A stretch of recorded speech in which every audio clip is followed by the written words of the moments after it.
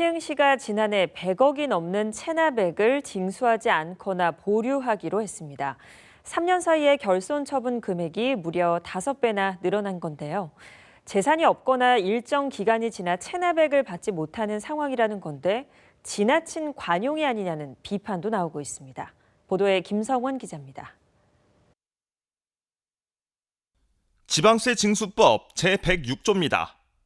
지방자치단체장은 납세자에게 특정 사유가 있을 경우 체납액을 적리 보류할 수 있다고 명시돼 있습니다. 시장 권한으로 체납액 징수를 유보하거나 아예 하지 않을 수 있다는 건데 이를 지방세 적리 보류 또는 결손 처분이라고 합니다.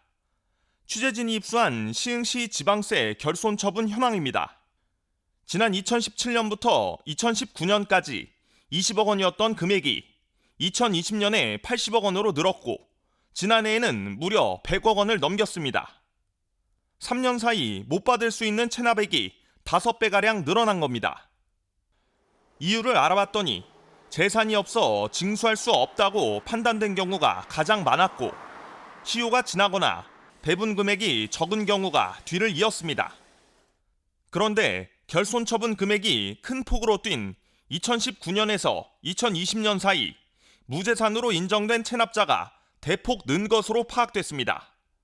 2019년 1,400여 명에서 1년 후에는 6,100여 명으로 늘면서 4.4배가량 폭증했고 지난해에도 6,400여 명이 추가로 무재산 판정을 받았습니다.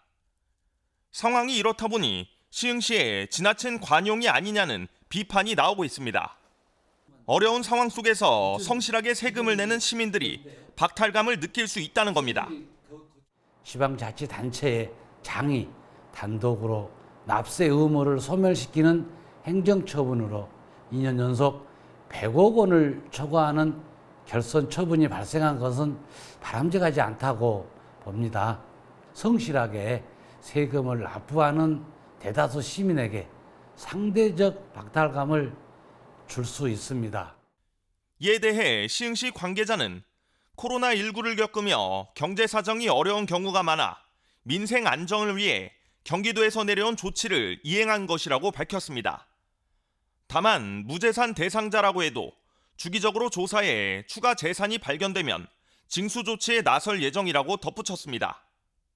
경제가 어려워지면서 실제로 세금을 내지 못하는 현실에 마주한 시민들도 적지 않을 것으로 보이는 상황. 시흥시는 고액 상습 체납자에 대해선 강력한 징수 활동에 나서고 필요할 경우 고발 조치까지 진행할 예정입니다. BTV 뉴스 김성원입니다.